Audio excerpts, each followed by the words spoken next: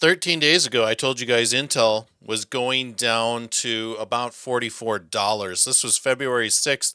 I dropped this video, guys, and well, guess what happened? It actually went down there because we were tracking a very nice harmonic pattern to the downside. Now, chartforecaster.com has also been tracking some wedge patterns. There was a descending triangle that did form, which crushed the price down to the point we thought it was going to go. Now, I do think that there is some potential. There is some potential for price to maybe wander on down to this $42-ish region, but Chart Forecaster has something for us, has data points, guys, and you guys can see that chartforecaster.com has really been pushing these data points out quite far. So we're seeing February 27th, so we're predicting about 8 days out in advance right now at this second.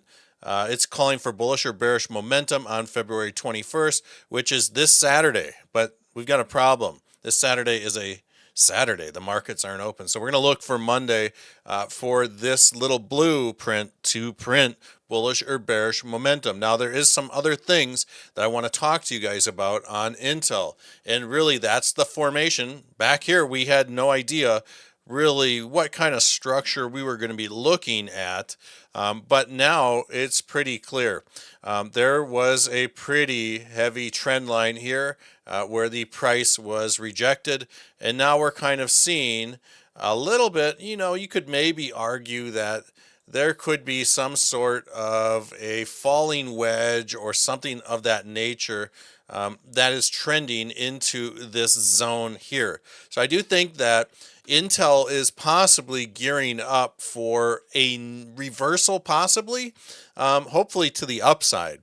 And really, we need to see if we do dip and close in this area here. I'm going to be watching Intel closely. Maybe by the end of next week, we'll throw up another video. But if we do get a bounce here, when we look at the daily chart, the bounce off this 50 moving average could be absolutely great. And I'm just going to delete this.